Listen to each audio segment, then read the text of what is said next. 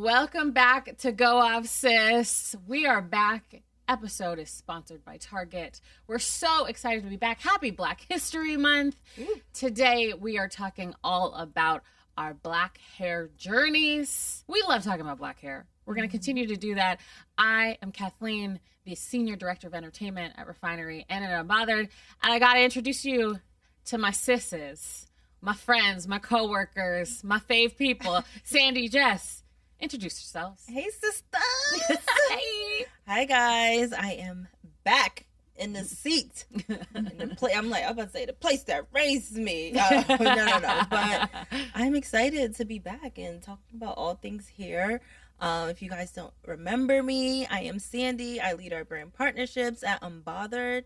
And I'm just excited to go off. All the time. Hey guys, I'm Jess. I am a producer at Unbothered. I am so excited to be on this couch talking to my favorite people. I feel like we're just on like an episodes of like living single or something, just like on that couch. Girlfriends. Yes. Yeah. So just chilling. Yeah. I can't wait to get into it. So excited to have you. I love you both so much. You know that like even if I wasn't getting paid to, I'd be on a couch talking to both of you. Oh, easy. That's exactly what we'd be doing. In this episode, we're going to explore the real, unfiltered truth of Black women's hair journeys, from early rituals and first relaxers to big chops, braids, and rediscovering our natural texture. We've been through it all when it comes to our hair, and as priorities shift, confidence grows and identities deepen. Our hair does so much. And the way that we care for, style, and show up through our hair evolves too. So we're going to go deep on all of that. But first, we are joined by someone who is going to help us in this conversation. And I am so excited to welcome her. It is Jesseca Dupart, an entrepreneur, a social media star, a certified baddie who's taking the world by storm with her brand Kaleidoscope Hair. Jesseca started doing hair as a kid. In high school, she pursued that passion and got her cosmetology license. After working as a stylist for years, Jesseca opened her own salon and then grew the business to include hair products, which are now stocked at Target. That journey is so inspiring. We cannot wait to talk to her. Jesseca, welcome to Go Off Sis. Welcome. Oh, thanks for having me. I appreciate you guys.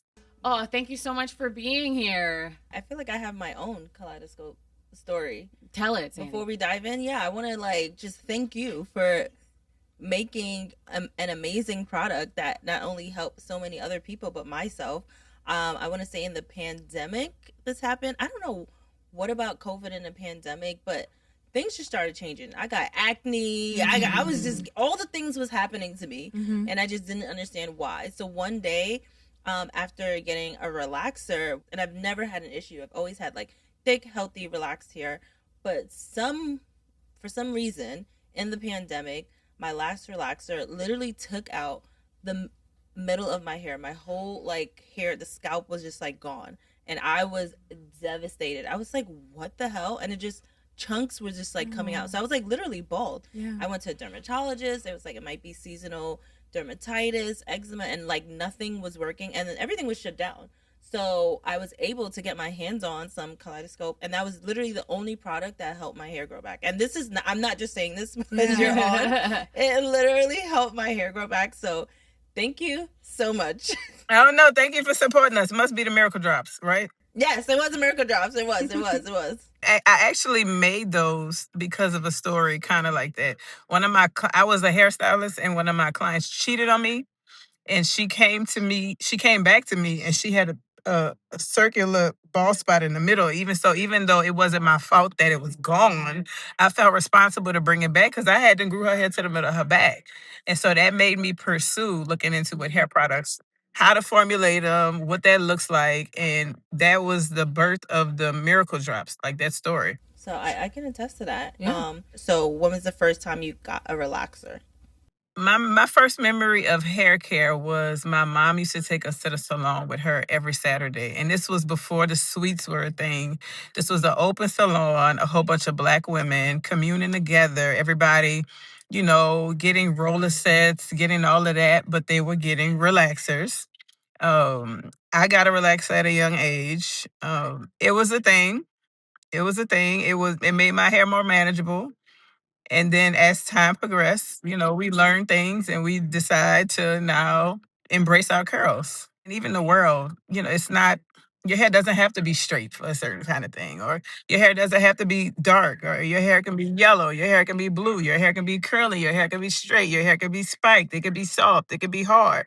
Yes, that's a word. And absolutely, I think that also, even in the like natural hair movement or like the curly pride movement, it's become okay, but if my hair is straight, am I left out of that conversation? Yeah. If I still want to do a relaxer, am I left out of that conversation? And I think that what you're saying and what we've been talking about is just being inclusive of all Black hair and all of the choices, keyword choice, that Black women want to make when it comes to our hair. Oh my God, do I have a story for you? I've been getting relaxed since I was like 4. Well, not anymore, but I was relaxed for like 10 years. And I just remember it was always burning. And I would come home with a lot of scabs. And I was like, I guess that's just the price of it. But yet I only had 3 scoops of hair for like 5 years. You know what I mean? So like it wasn't growing. It was just manageable. So I've since gone natural, and I'm like a straight natural right now. But I remember just having to unlearn like relaxers, and I was really excited to figure out what my actual hair texture was, because I had never seen it before. What about you, Kathleen? Oh, yeah. I mean, I grew up in a predominantly white neighborhood and environment that I've talked about many times on this podcast before in Canada. I'm Canadian, in like a suburb in Ontario. And so, yeah, everybody around me, all my friends, their hair was straight. So I was like begging my mom. First, we were doing this like the hot comb situation where my mom was like, okay, you want your hair straight? She was just doing her best. She was doing her best. And then when I finally got a relaxer, I just remember being so excited and just so happy that finally I was going to have straight hair. Also, at the same time, I wasn't really looking to, it wasn't like I was like, oh, I want to look like my friend Ashley over there or something. It was like I wanted to look like Beyonce. I wanted to look like Monica. Like I wanted to look like the girls I saw on TV, the Black girls I saw on TV who had straight hair. And then also like a nice side effect of that would be like, oh, and also at school people would like stop talking or touching my hair or whatever. But I was never, thankfully, I grew up in a family that was very pro-Black, a family that like made me love myself. So I wasn't like, I want to be you or have different hair. I just want to look like the Black girls who I think are pretty. Yeah. And that's kind of where my like why I wanted to get a relaxer. And so that's my first memory of it, is just like having that experience. Yeah, but I want to know, Jesseca, because you have experiences with relaxers and now you're curly and you've got all of these great products. Talk about how that journey informed what you created with your business. Well, at the time that I came out with products, relaxers were still a thing. So, because that was like 2013, 2014. So relaxers were still a thing. As we evolved as a brand, we added things to be able to make sure to satisfy not just the shampoo for the person that wants the relaxer, but for the girl that needs the gels or the custards or whatever that is. We try to make sure to accommodate our community in full, because one thing that we have been prior to it being a fad was inclusive. So I was inclusive of the girl that had the relaxer. I'm inclusive of the girl, whether she's plus size. I'm inclusive of, and it's been that way because I've been very transparent as an entrepreneur, very transparent as a person. And in being so, I just want people to love themselves. So like Kaleidoscope is not just about hair products, and not to be cliche, but we even have a Facebook group. It's a growth group. It started off to be able to help people grow their hair, but it also grew their resources. It grew their friendships. It grew their spirituality. It grew their confidence. It grew different things. So when it comes to me, when it comes to the expansion of our portfolio, it just is to make sure that we're able to give women what they need to feel pretty, whatever that is that you identify as. So we can go into our next memory. Your first memory of doing, if you've done it, the big chop. Let me separate from creamy crack when I wanted to go blonde. Like I was a blonde, and this was back when leave outs were a thing. So I was using, I was doing leave out with the blonde, and then there was the relaxer, and then the blonde, and it just didn't go together well at all. So I said, okay, if you need to make a choice, you either relax or you color. You have a choice, because those two they don't play together well in the yard at all. So I decided to go ahead and go natural. And it wasn't a big chop. We just slowly but surely let it grow out. It was a challenge because you did have, you had the curly puffy root, and then the straight stringy ends, because I wasn't willing to just cut it. When I did that big chop, I didn't know what I was doing. And I think I started putting conditioner on it, and it eventually was like, you know what? Give me the scarf. So I used to wear like a scarf on my head every single day. And then that was it. That's how I styled it. And when it finally grew out a year later, no. You know what? It was the pandemic. The pandemic. That's when you went natural? No, that's when I started to do my natural hair 4 years into being natural. Because I used to just slap a scarf on it, and it would like lock up. That's cool. I didn't have a choice. So during the pandemic, I started doing more research. I got really excited about, trying different products and stuff. And it was the only thing we could do in the pandemic. So I look forward to it. And now I know how to do my hair. So I don't say thank you to the pandemic, but I did learn how to do my hair because of it. Oh, I'm proud of you. Thank you. I didn't learn how to do my hair in the pandemic. I just let it grow out a lot. I was wearing a lot of scarves. I was just, I can't do it. I have a really great relationship with my hairstylist, my longtime hairstylist. Right? Yes, I'm not. Yeah, there's no relaxer in my hair. It is natural. It is in braids. I do braids a lot now, or I do a weave, and then my leave out. I don't relax it, but I don't know how to. And I think that it is me making excuses because I'm like, oh, I'm too busy. I can't learn. It's going to take too long. It's da-da-da-da-da, all the things. As much as like my long hair is an armor, my also like busy badge is like, oh, I can't do it. I just gotta, the braids and the weave is working for me as far as time goes. So yeah, I truly don't know how to really like take care of or style my own hair. I just go to shout out to Valentine.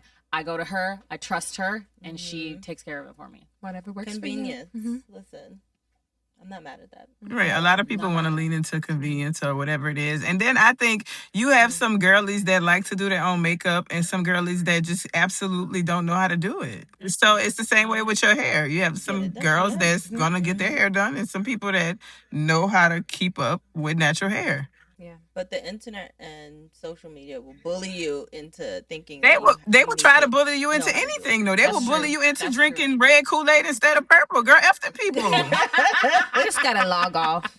So I do have one last memory. Getting a sew-in. Ooh, okay. I'll start because it was prom.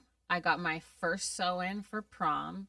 And I was so excited. The dress was a mix between Kate Hudson's How to Lose a Guy in 10 Days, like yellow dress, and this dress I found of Diana Ross in the 70s. I had this beautiful dress, and I had in my head, I was like going to have this like long, curly weave situation. And I went and I got it done. And then I walk into prom, and it's the first time everybody's like seeing me. I had my Moesha braids, and then it's my first time with my weave. And I was feeling myself, and I was so happy. And I was so connected to my sew-in for a really long time. It was around 2015, 2016. I really just looked in the mirror, and I was like, who is that? Like, I just didn't feel connected to that hair anymore. And so I got rid of it, and I got Senegalese twists, which is probably the most like natural. I guess braids are natural, technically natural style, but it still was length. I've like added length to it, so it was really long. But those like rope twists were the like, it just felt more like me. And so I like got rid of my sew-in and then started feeling more like myself. And I think I'm back to being like, I can still be myself with a sew-in, but for a while I just really didn't feel connected to that person I saw in the mirror when I saw a sew-in. I feel that. Well, I'm glad you came back to yourself. Yeah. Yeah, I mean, it's not even, I can still be myself with a weave. I think I also didn't really know myself at back the time. then. You know what I mean? I think I was like time. so young. I was like coming out of high school. I was scared of my own shadow. I had a lot of confidence issues back then. And I think I just like was coming more into myself, and I felt like my hair, like so many of us, you think that, I'm transforming as a person, so my hair should transform too. Yeah. I got my first sew-in last year, maybe 2 years ago. It was cool. The humidity. Oh, yeah, you posted about Hold it. on, but the humidity, and then it just kept curling back up. So now I got 2 different textures. That's crazy. My ex or my boyfriend or whatever he was at the time, my situationship at the time, as the lace would lift up, he looked at me one day and he just said, and like pushed it down for me. So talk about the beginning of that business and then how it has grown since.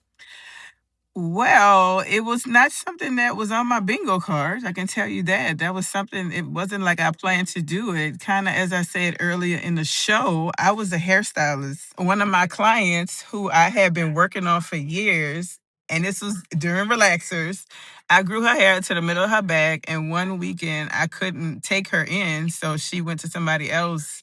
And then we had a situation where, she had hair loss. So then I felt responsible for bringing it back, which caused me to look into what it's like to be able to make your own products, formulate your own products.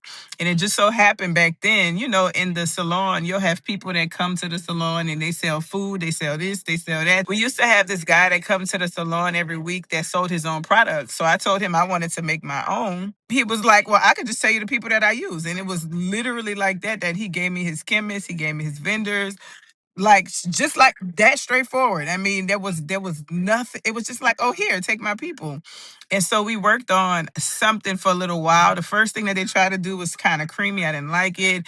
The second thing they tried to do, it was like too tingly. So then we landed on what we know now as the Miracle Drops. And when I brought it to market, I didn't even bring it to market like to social. I just was selling it to my clients. And then social media became a thing. And then I was like, oh, well, let me try to tell the people on social media.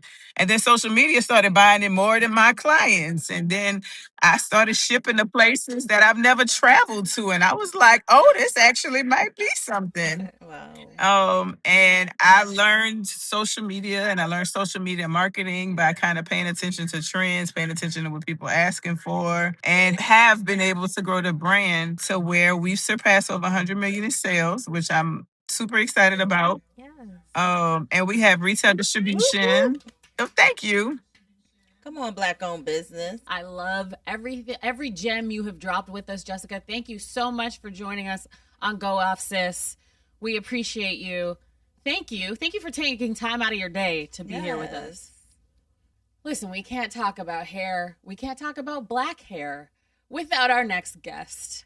Lacy Redway is a master hairstylist with an esteemed roster of clients, including Tessa Thompson, Iowa Debris, Tiana Taylor, Lupita Nyong'o, so much more. Lacy is taking black hair to new heights, sculpting, braids, afros, and more across magazine covers, red carpets, music videos. She's everywhere. We're so excited to have Lacy on the show to talk all things black hair because she is the innovator, the creator, the plug, the person you want in your head. Lacy Redway, welcome to Go Off Sis. Honestly, how do I hire y'all? That intro, I gotta have you with me at all times. Love it. I'm welcome. Hey, my favorite thing to do is talk to black women. So I am so honored and thrilled to be here with y'all. So thank you for having me. Thank you so much for being here, sis. We're so excited to have you. We have been talking about our early black hair stories and journeys. So we got to hear yours, but I know that Sandy's going to kick us off. Yeah, I want to know, what's your earliest memory of a black hair ritual? Whether it was on your own or one that you observed. Well, I'm Jamaican, and I have to differentiate. So am I. Hey, girl. And I also live on the East Coast, New York, New Jersey. Mm-hmm. So I have to differentiate that it's not Jamaica, Queens. I am from the island of Jamaica. Okay, so I grew up, now I don't want to give my age too much, but I grew up at a time where we were still doing proper hair rituals because I feel like a lot has been lost a little bit. Lost in the sauce. We lost the plot a little bit. So every Sunday I would sit in front of the television on a futon and my sister would Like in between your sister's legs. Exactly. Prep my hair for the week. You know, she used to give me like, you know, 2-strand twists and like sort of like wrap it up, or like, you know, give my hair in plaits and with bubbles. That's what we call in Jamaica. Yes, the bubbles. Yes, you know, or the bobos as y'all call it in America. And that would literally be our ritual every Sunday. You know, that would be my wash day, prep day for the week. My style better last. I better come back home from school with my uniform clean and my hair still neat. That's it. So that's my earliest memory of a ritual and also like a hair experience. I feel like I could relate to that too, because I remember sitting in between my mom's legs. She was greasing the scalp with some Ultra Sheen, all of that, like the pink lotion. She was like all of the things. Like we also have this thing, the Dax, like the different oils, and the castor when you oils. smell it, I go right back there. I'm right back there sitting in right between. now. As we speak, I could literally smell it. And so I love that you said that. And even being from a Caribbean background, like they wanted you to look proper all the time. So you wasn't going out right now. If your baby is not greased up, unfit. What kind of unfit parent? Call ACS. Call ACS. Wait, I saw. There's this. I just saw a viral like video actually with someone like taking care of a white baby, and she just slathered the Vaseline on his face. And everybody's in the comments like, "Yep, that's my baby's well. That's a well taken care of baby." Yep. If you don't see, like when you used to go to school with your face like greasy, you know you're well taken care of. But also look how that helped us today. Because I'm sorry, like I'm looking in this room and what they say about us, like what that don't crack, right? It's from that damn grease. I agree. And just talk about how intimate that experience is. Like I feel like sitting in between my mom's legs while she's cornrowing my hair, and I'm crying a little bit because it's a little tight, mom. A little bit. But it's just it's like one of those core memories that I have with her that is so special. I think it was a makeup friend of mine had said this once to me, and I'm like, that actually really makes sense. It's like, you know, what we do is so intimate, like, you know, touching somebody's scalp. Like I go and meet someone for the first time, you know, let's say a celebrity for the red carpet. I can meet them for the first time and I spend 2 hours at a time just like in their scalp or a makeup artist on their face. And that's more intimate time than you spend with your partner even. You know, your partner's not rubbing on your face and in your scalp for... So, you know, that also automatically like breaks down a barrier where we do become so close to the people we spend time with, because it just creates this trust that you have to have. You know, there's so much, you know, there really is so much secrets kept in the hair. You know, there's people that have scalp issues, hair loss issues and stuff like that. And, you know, having a hairstylist that can offer proper hair care services to really help, you know, you feel your best and just feel safe is really the service. So yes. No, it's so vulnerable. Absolutely. Like you're seeing me like hair all stripped out. down. Yeah, exactly. Right. Love that. And also when you think of, you know, the industry and Hollywood, you're working with celebrities and actors and people who are on sets a lot, and they don't have that safe space. And so to think about how intimate it is, and to think about also people have to go do their jobs, right? Like we all come in here today, we got done so that we could be at our most confident to come do our jobs properly. And so we wouldn't have to think about our faces. We wouldn't have to think about our hair before we came here to do our job. And so when you think of so many of your clients and, you know, in talking to actors and actresses, Black actors and actresses in Hollywood through my job, I hear so often that they're like, I'm pushing to have a certain hairstylist, a Black hairstylist specifically. It's so crazy to me that, you know, we're still having the same fight. Yes. Like, I thought it would have gotten better, you know, from like post-COVID, you know, with Black Lives Matter, you know, like being such a, like for a second, you saw a glimpse of that it can get better.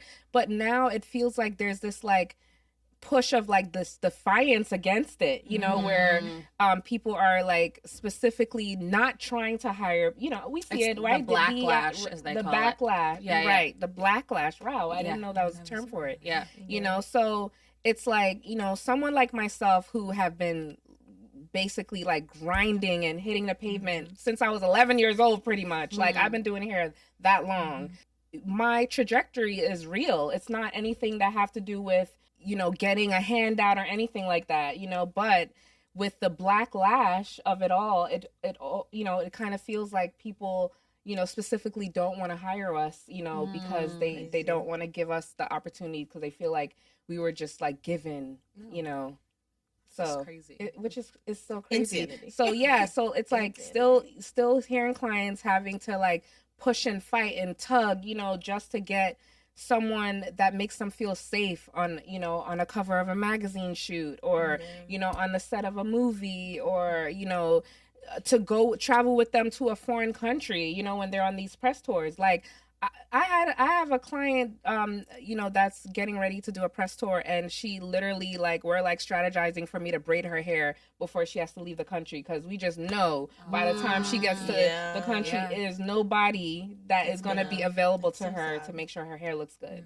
You know, we offer a service beyond hair. It's like, you know, as the word safety always comes back to me because that is like a huge part of being a session stylist working in entertainment. I hope that, you know, it will actually get better and stick. And it's not just like, you know, trends and, you know, different stuff like that. It's so crazy. And even when you talk about like community and stuff like that, can you talk a little bit about how that community looks like for you in your space, or just when it comes to like different hairstylists, or even when it comes to like friends and like family? Yeah, so community is super important to me in all areas of my life. Like also being a single mom and trying to do this job, like I rely on my village. Like that's shout out to the single moms. Shout out to the single moms and dads. Yeah, and dads too. We love you. And caretakers. Like, you know, it's such a hard job, and you do really need, you know, a huge support, a village. I mean, we were just talking about off camera, you know, with somebody in the room where we're like, I don't know if I could go tonight because, you know, I don't know about like the babysitting situation. But, you know, as a traveling hairstylist, like, you know, I'm so grateful to have support, you know, like, you know, let me be clear, like my son has a dad, you know, that is present in his life, but we're not together. But, you know, I rely on my direct village, you know, like my mom, my sister, you know, that really holds me down where it's like, I can, you know, step away and, you know, and be in Los Angeles and be doing the Golden Globes and know that my son back home is safe. You know, like my village is holding it down and he's in good hands. And just also in the industry, like, you know, as a Black, you know, artist, you know, I lean on my other peers, you know, of like, hey, how do you navigate this? How do you have this conversation? You know, how do you ask for, you know, your rates, or, you know, ask for support with extensions? Like extensions are a huge thing for hairstylists. Really? Because you know, sometimes the magazines or the movie studios don't really understand the importance of the service we actually offer. Like we're not just curling hair, we are creating an image. Exactly. Yes. You know, and how much time and how much money it takes. Because people will, like, especially first impressions, like people will remember you. Like your clients have to take pictures.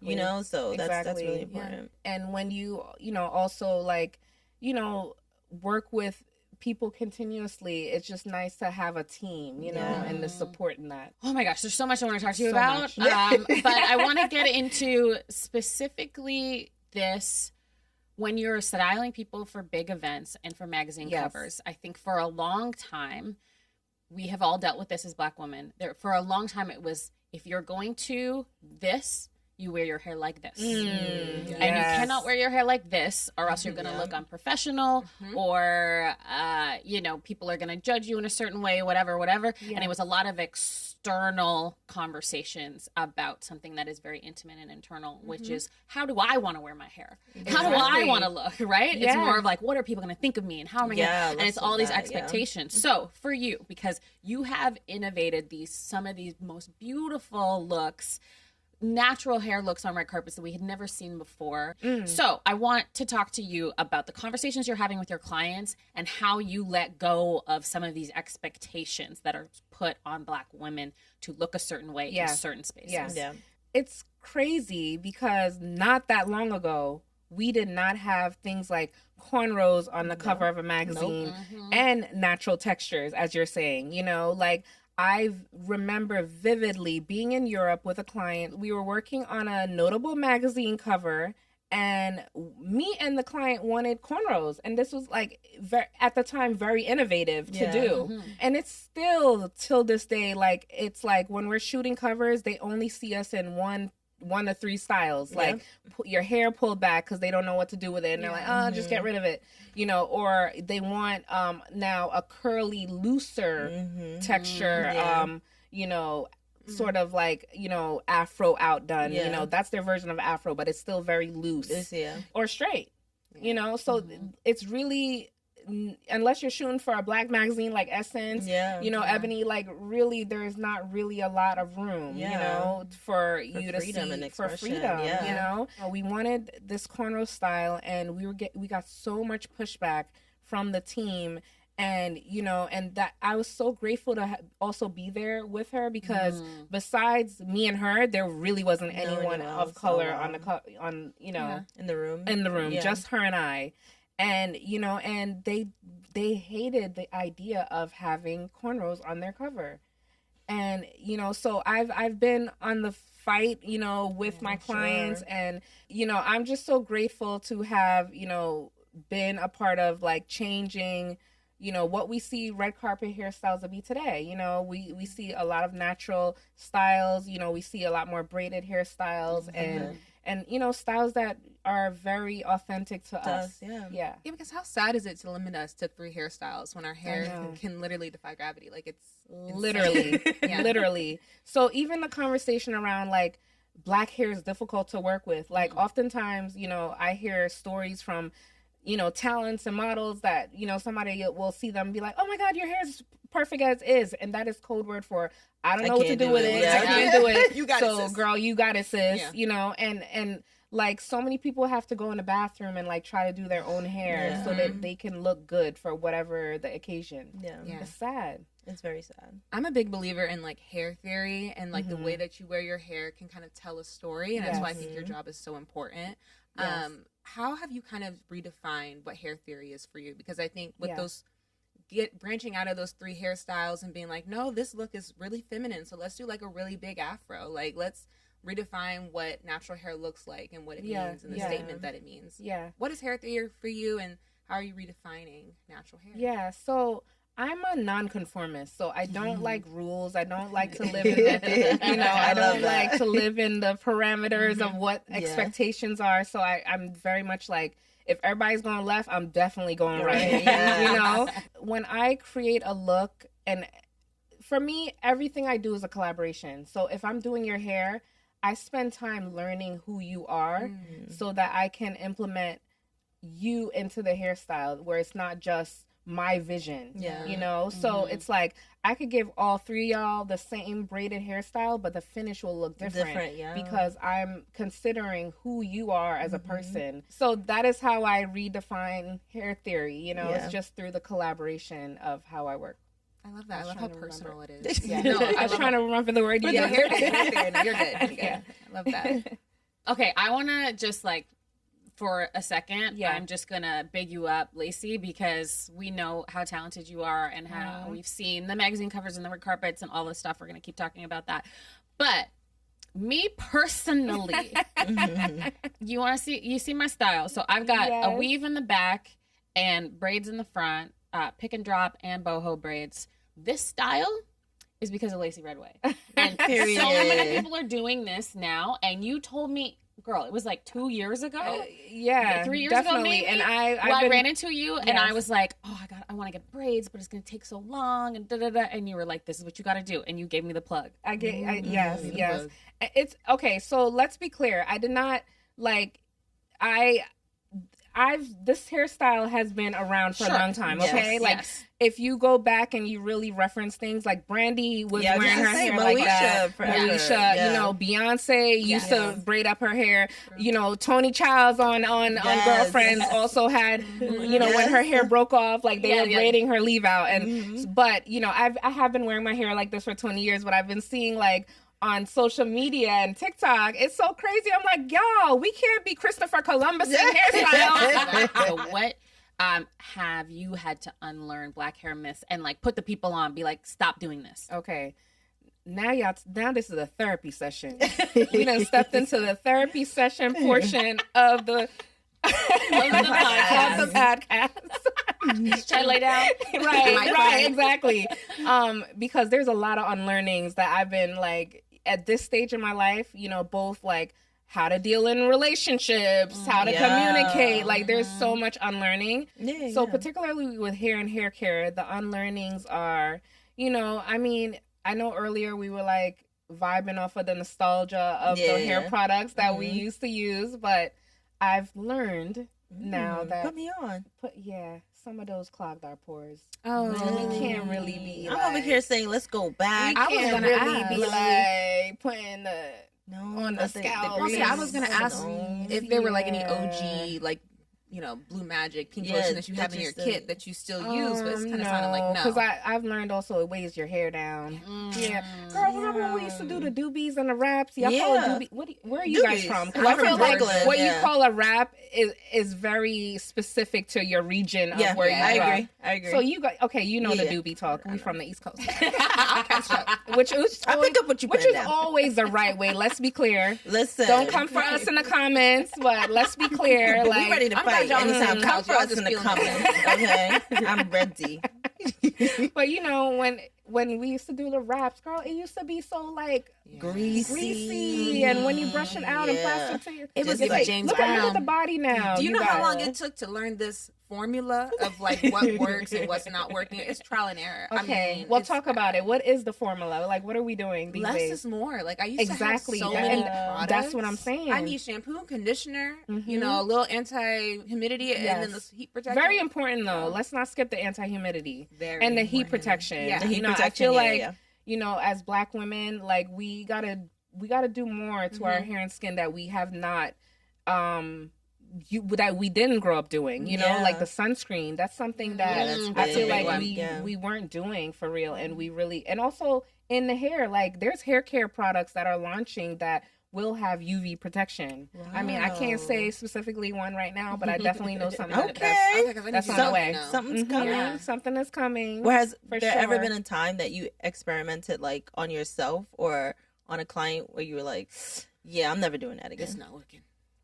Yeah, I mean, I usually try to do myself first. Make sure it works. Okay, so back in the day, and I feel like I'm aging myself continuously on this podcast, you're fine. Pulling out the, you know, the receipts. But there was this technique called the microfusion back in the day, and it took 3 days, y'all, to put in, and it was like the most miniest, tiniest, like strand by strand, sort of like micro braids. Okay, you know, that you can get. It was the solution to the fusion techniques. Like y'all know the fusion techniques where they bond. Oh, okay. There's like there's hot, cold, you know, there's so many fusion techniques, but it was a solution for that for Black girls.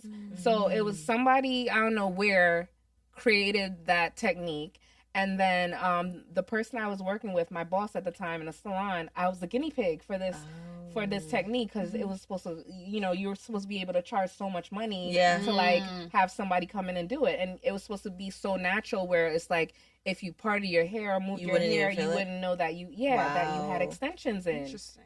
Yeah. But it pulled my hair out. Of course. Come on, like you can't be braiding your hair that small. No. You know, like it's crazy. So I would never do that again. Yeah. And in fact, I will like, I was asked once to braid somebody's hair super, super tiny like that. And I had to refuse, or, you know, I'm like, no, girl, you're not going to blame me for your hair falling out. Exactly. Yeah. So you protected. Yeah. I love that it's not style over health of the hair. Never that. Not in my chair. Good. Which is so important. And that is something that I also had to learn, because for me, I would just be like, oh, this is going to work for this night. Yes. So whatever, I'm going to do whatever I'll do with my hair in the morning. Yeah. And like, even if this messes up my hair, I don't care. Right. But that is so important for you, because you are styling people for just like a big event sometimes. Yes. And it's like, okay, I can do this and it'll look good this evening, or this will look good for your shoot or whatever.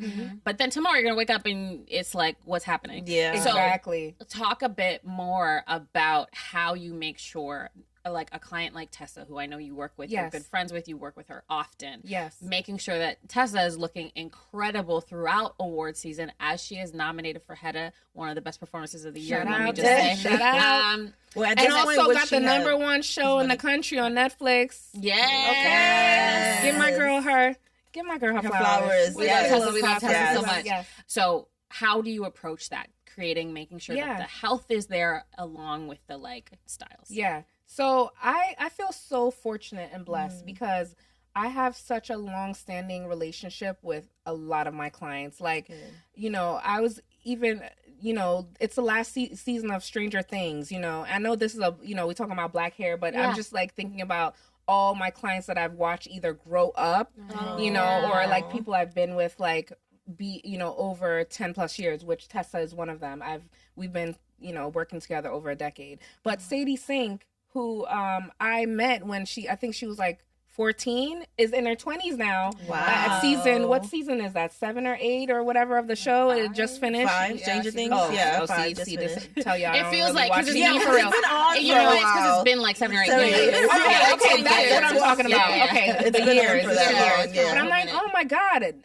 Feel like somebody's auntie for sure, and then it's like, wow, like I feel so fortunate that my clients trust me, that I have been with them through so many life shifts, and I care so much of them beyond my like just integrity and like identity of who I am as a hairstylist, because it's not just about the style. Like, I really care, like hair care is so big for me.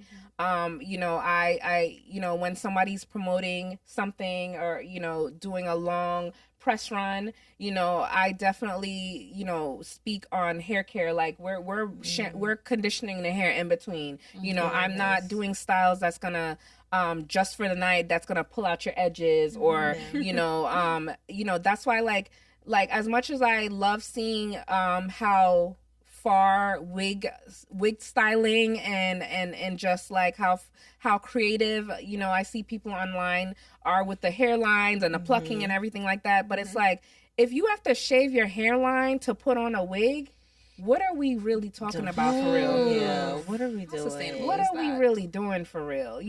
Talk about it. It's just not like, worth it. It's not. I worry again that we have lost the plot. We are as a community of like what are hair care versus like we're just doing something in the moment or for it to look good in that it's just like.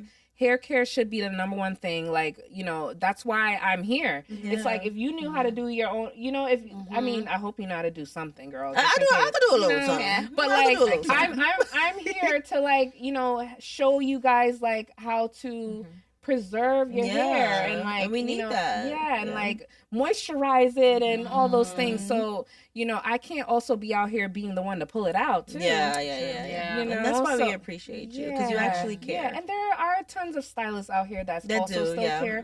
But then there are the stylists that, also are just there for the look and, the photo and then you're left with your all this hair that they left, the baby hairs that they left out. And when you get home, how you gonna swivel that? I said that in our last episode. I was like, not everyone needs, just because you know how to do hair doesn't mean you need to be a hairstylist. And why aren't we washing people's hair? Yeah, like, why is that an additional charge? Why have the prices gone up? But the services we could have a whole new episode about that. All right. I didn't know the salon. No, I want to hear your takes on it. Give us your black hair salon take right now. Listen, that's it. Black. Go off. We need to go. We need to go back to the consultations. We need to go back to the proper hair care, like washing it, conditioning, because that is how you really help your client's hair grow. Exactly. Yeah. And also, as a stylist, I'm sorry, y'all, I am not trusting you to come to my salon, with your hair already washed from home. I'm not picking up no sort of bacteria. You just never know. No, seriously. No, I gotta see it for myself. I gotta wash the dirt, go in the sink with my own eyes. This needs to be played on every salon. Listen up. Okay, these are the guidelines. But also just build it in the service. Like, add the cost in it. So when you quote a number, it already includes the wash and style. And there's nothing wrong with that. How much time are you actually saving by saying, come with your hair already washed? Can I say something? Yes. And this is just me. What camera I'm looking at? I don't want to pay $300 for a silk press. I don't know if you charge $300. I don't want to pay for it. If you're just washing and conditioning my hair and straightening it, no. Stop it. Just stop. That was my own. Now, okay. I will say this about price, right? Price is subjective. I was just gonna right? say, yeah, you know, it is and it's subjective. like what is worth it to me might not be worth it to you. Yeah, you know. And if I'm coming to your salon and you got me champagne, I'm in a massage chair. If it's a full experience, if you're building out the experience for me, I might think it's worth it a little bit. But I feel like if I'm just in the kitchen at your house, okay, all right. You just use some Garnier and like not no shade to Garnier. I still want the deal. In the sense that, but yeah, that's my only thing. That's my only thing. But shout out to all the hairstylists. I don't know what it takes to be a hairstylist, so I don't know what the real price of things are. All I know is that one day it's all subjective because it's like it depends on your area, where you work, clientele. What I offer is a concierge service. So it's like if I'm coming to you and I'm literally coming with a suitcase of a whole salon, and now I might go to the chiropractor because the suitcase is heavy. Okay. I'm building all of that cost in my service. Period. And I think it's important to be transparent. Like, I broke my back to get here. Because if I'm just looking at the price, I'm like, wait a minute, why is $300? And I don't know what. But y'all quick to go online and complain, though, in the car. It's getting a little out of hand. No. It's really getting a little out of hand on the internet. And they are always in the car. They You're are right. always in the car. I didn't even pay for the services in the car. I hated it. Why you just speak up, sis? Right. Why you speak up, sis? Now you online telling. See, that's why y'all gotta sign NDAs. Some people are just trying to go viral. You're right. No, like, legit. Your hair actually looks legit. pretty good, but they're just trying to go viral. Legit. So that's why, exactly. Yeah. See, that's why I don't accept everybody. One of the things we talked about on the last episode with Sabrina Alba was she is a Black founder who creates products for Black women, but they are for everyone. Yes. And she wants people to know that, like, just because I'm a Black founder doesn't mean you can't use my products. Okay. And I think what's for you as a Black hairstylist who specializes in Black hair, but you do everyone. You mentioned Sadie Singh. You've done Chapel Roan. I've seen looks that you've done, or I'm like, damn, girl, on different clients who are not just Black clients. Me and Sarah Paulson went viral last Golden Globes because people were like, I knew it was a Black woman. I knew somebody was behind doing her hair. And I'm like, damn, y'all caught me. Y'all got me. But I wanted you to talk about being in the industry and if there is times when then you are pigeonholed into certain things and people don't think that you can do everyone's hair because you can. Honestly, and that's why I said Black women are my favorite people to talk to because no one else can understand what we experience but us. I mean, it is 2026, y'all. And I kid you not, there's still publicists or publications or producers or managers that will only consider you and think of you when they have a Black client. Yeah, it's you really can sad. literally perform circles around, your counterparts and out curl, out whatever, everybody. And still, they will still put you in that box of like, only when they have a Black client that they think of you. And my portfolio is so diverse. I literally can do anybody's hair, every single texture. And, and I've purposely in my career, created my own, narrative and my own box, of not allowing people to, sort of place me into their ideas of what they want me to be. And, and also to help the Black girls that are, in my DMs and in my comments that are inspired by what I'm doing and want to one day, be in the same, doing the same things. Like, I want to show them, like, we can still have ownership of how we are seen with, yes, thank God to social media as well. Like, it's a love and hate relationship for me in social media, but it is allowing us to be the storytellers of our journey, where we don't have to continue to allow people not to hold space for us, so it allows me to, create hairstyles that I want to, to showcase of what my skill set is. It allows me to, if somebody's not considering me for it, I'm going after it myself. You know, so I'm so happy to have come up in a time pre-social media where you know, I've learned so much of like set etiquette and like how to, you know, how to move about, you know, in the business, but also informed enough to still do me and not allow anybody to you know, not consider me when I know that I'm worthy of. Absolutely. Period. So, and the work speaks for itself. Okay. Yes. But it still always feels like a fight, honestly, because it's like, I feel like as a Black woman, you know, we're seen as we're like at the bottom of the totem pole, which is like crazy. Especially talking about hair. Because we influence everything. I mean, I'm going on TikTok and I'm seeing, you know, people with bonnets and that don't even really need that level of protection. She said, take it off.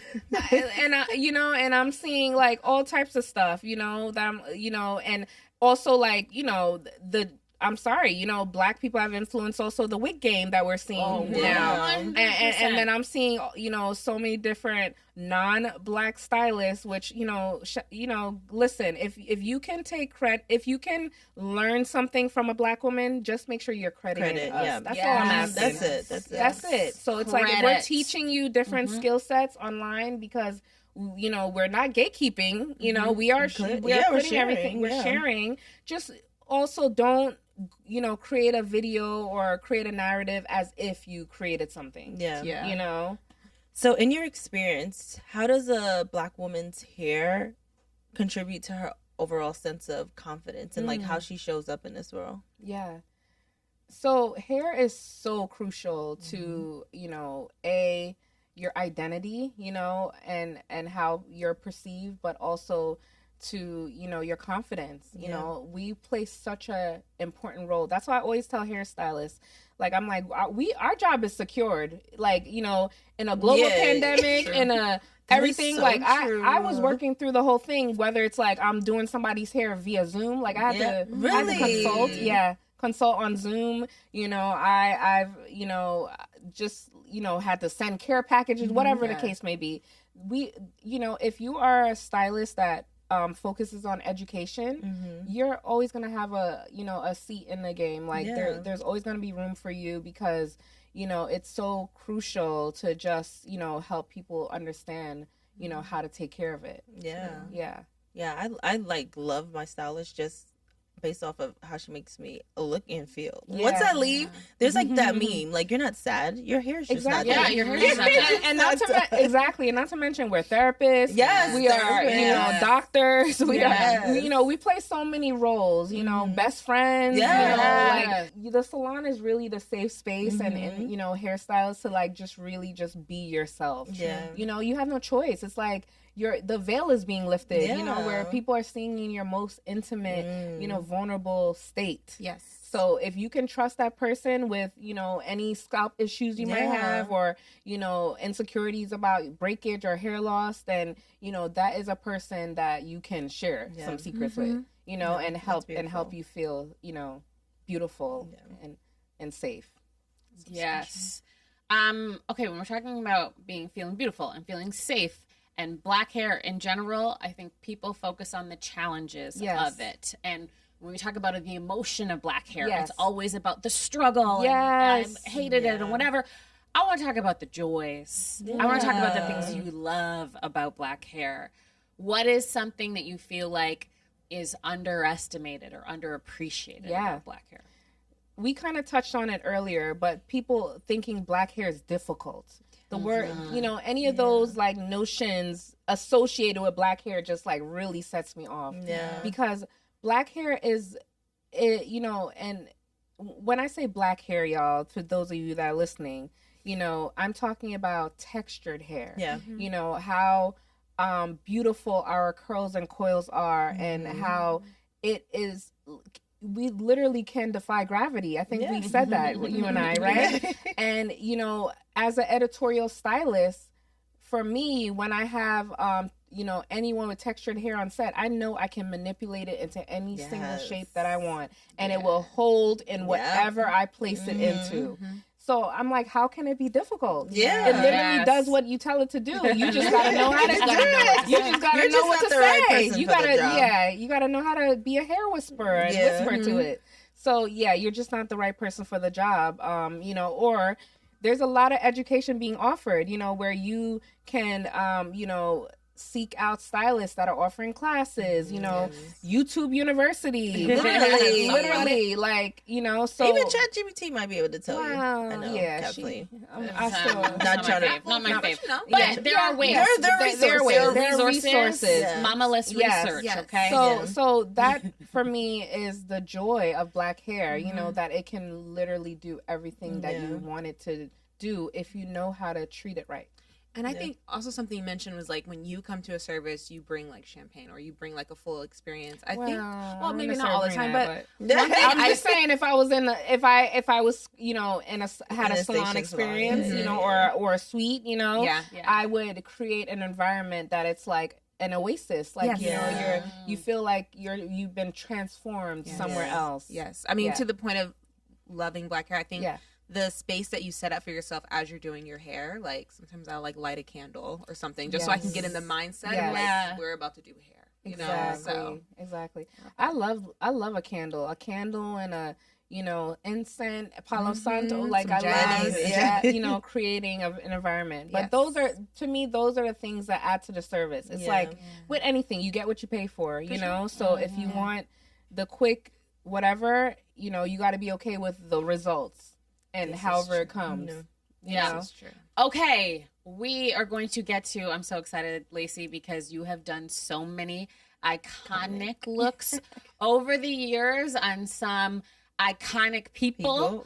And so we are going to go through some of those looks and you're going to just tell us the breakdown. First up, we've got Tessa Thompson's braided cowboy hat at the Met Gala, which... Girl, when they showed me this picture, I was like, can we use one where we actually see Tessa's hair? And then you're looking at it. I was like, my producer had to be like, No, it's funny because me and Tessa have a way of being 2 years ahead of any trends. Like even this, like the swirly, like you just saw the Golden Globes. Everybody had the swirly. Yeah. You've been doing that. Pull up the receipts of when we started that. Pull up the receipts. We got the year on the braided cowboy hat. It was 2021. Yes. So this was before what?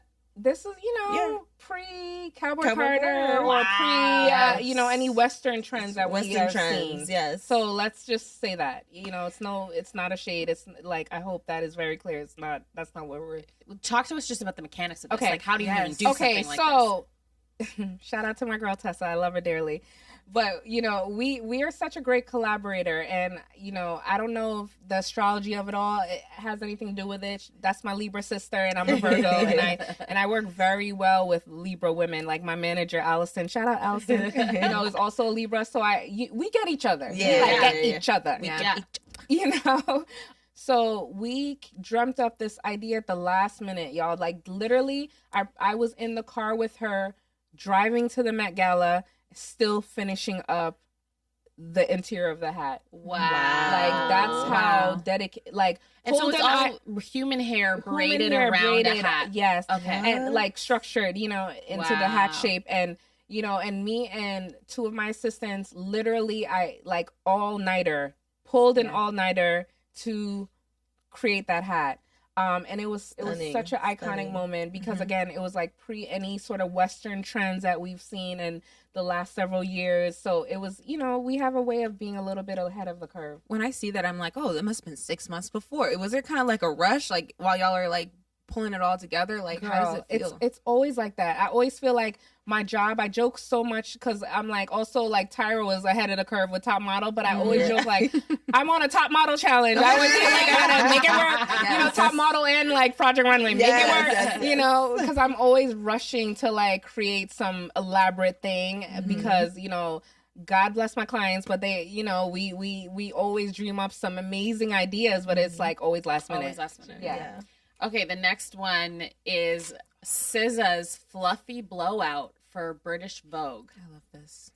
This is gorgeous. The colors, everything. Yes. The hair. That was my first British Vogue cover, and I mean, SZA, come on. Like, you know, also two Jersey girls, you know, collaborating, which was iconic. It was great. It was like a blowout texture, like if you just like brushed your hair out, brushed out all of your curls out. And, you know, we used a lot of like wind and machines on set to sort of create different shapes with it. I love that. I mean, I feel like if you know SZA's like journey, like she's known for that fluffy blowout look that like I'm still trying to figure out how I can achieve that. Right, so that is just, it's so good. Yeah, she's always hair inspo for sure. Mm-hmm. Yeah. Next one is a Knocky Eyes teeny weeny afro for Elle magazine. We talked earlier about how far or not far we have come, right? About being able to showcase like, you know, styles like this on a magazine. I just wanted her to feel herself, you know, just easy, fresh, like, you know, I just had a pick on set and just making sure the shape was, you know, still very... Shape is immaculate. Yeah. Perfect. So that was an easy one. Okay, this is the final one. This is the cover of Vanity Fair. I want to be clear. This is the one I was referencing earlier. Yes. This is the cover of Vanity Fair, and this is Iowa Debris in a big, full, beautiful fro that is also such a feminine. She's wearing all pink. Such a feminine, beautiful cover, and she is in her full fro glory. Tell us about it. That's my girl right here. This was an amazing cover because this was also shot by Renelle, who's an amazing black woman photographer from the Bronx, right? From the Bronx, yeah. Shout out to you know. New York. So it was such a beautiful black women collaboration, you know, on this set. And I didn't even know she shot this. Yeah, Renelle shot this. Yeah, beautiful. And you know, I think had never seen Io this way before that. Yeah. You know, and you know, we just wanted her again, you chose the right words, feel feminine, you know, and just kind of allow the space and her to like come through without the hair sort of taking up too much, you know, of the conversation. But obviously the hair is the moment, you know. And I also love that you were just like pushing back against the idea that an afro can't be feminine. Yeah, and soft and beautiful. Exactly. I love that. Or cover worthy. Exactly. I love that. Yeah, this is great. I mean, shout out to the people at Vanity Fair for trusting, you know, us to bring this concept to light. Ooh, I love that. I mean, you are an icon, and we're so grateful for the work that you put out. And the beautiful hair that we get to see and copy and emulate. Thank you for my current style. I appreciate you, sis. Yes, I will continue to give you some hair inspo. It might be, if you see me do something now, it might be 2 years ahead of when it starts to become a trend. I gotta get on board. Yeah. Listen to Lacy. You'll be ahead. That should be like that's a nice. Yeah, no, that should be it's funny because like. Yeah. A nice little podcast. Like, hold on now. Are you my producer? Just as amazing. But no, it's like, you know, as we were talking about those little, like, you know, again, did not invent, you know, but it's like, you know, we help bring the conversation back into the, you know, stratosphere of like what's going on, you know, and like me and Tessa did a few long braids, but you know, at that moment, no one on the carpet was doing extreme lengths. You know, it was like for her Creed 2 premiere in London, we did a very extremely long braid, and 2 years later, long braids became a trend. Yeah, look at that. Love that. So this is why you are Lacy Redway, trendsetter, the icon, the legend, the trendsetter. Thank you so much for joining us on Go Off Sis. Thank you. It's over. Yeah, I feel like I'm just talking to my girl. You got anything else to go off on? I know. I felt like I went off too much. No. Where I'm like, ooh, I hope I could go back to work. No, no, you were perfect. Thank you guys for having me. It's like it's such a treat always. You know, I adore you, Kathleen. I adore you. So it's a treat. No, we're honored anytime to I get have to go you. off. Yeah. Thank you. Thank you. Whew, I love Lacy so much. I'm so glad Lacy joined us. And so now we are at the end of the episode, and we've come to one of my favorite parts of our podcast. If you are a longtime listener of Go Off Sis, you know that we are at the Don't At Me, which means you cannot at us. I am telling you, no matter what we say next, put your phone down, put the keyboard down. You cannot at us. Period. We want to hear from you, but not now. Not on this. Yeah, not today. Not really. And for this edition of Don't At Me, I would like you, Sandy and Jess, to please indulge me, because I'm going to kick it on over to myself. Oh, okay. Do we need... Let me give my girl an intro. Oh, please. Okay.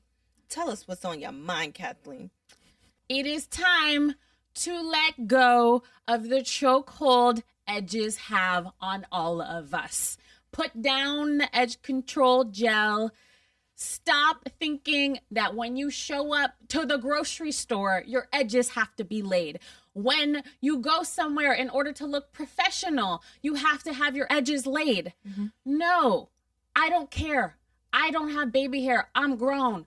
Let's put that need to do our edges all the time down. I'm not doing it no more. I want to free us, free yourself, free me, free all of us. I don't want this pressure of always having to have my edges laid. I don't want to have to do the drops and the things to make sure my edges are grown and beautiful and curled and da-da-da-da. No, it's okay. Please don't come into my mentions and say, girl, your edges will look kind of whatever, which a DM I have gotten before. Leave me alone. The boldness. Leave me alone. I don't want to do my edges. I don't think you should have to do your edges. The beauty girlies are going to come for me, but I'm starting a revolution. No more edges, okay? Yeah. Free us. Free us. Wait, no, we want edges. No more baby hairs? Okay, sure. Listen. We want our edges. We can have edges, but I'm saying the need to have our edges laid. Yes. The need to have our edges done all the time. Yes. But also, I'm also saying if you don't have edges, that's fine too. But yes, if you do have edges, I'm just saying we don't have to have them done all the time. Mm-hmm. Also, Sandy, you're not supposed to at me. Also, don't at me. No, sorry. Clarification? I'm following the directions of I agree. I wanted to so bad as my edges are done. True, it was a little bit of a direct shot. I mean, coming from that side, but I will follow. I agree. And don't at you. I agree. I personally feel like if you make fun of my edges for being curly, you're anti-black. What do you mean I have to just swoop them down all the time? I used to shave the back of my head so that way my kitchen wouldn't show. Let the kitchen out. Let the kitchen Free out. This has been a tag team Don't At Me. Yeah. Thank you for the assist, Sandy, and thank you for the assist, Jess. And y'all, don't at us. Period. Yeah. Period.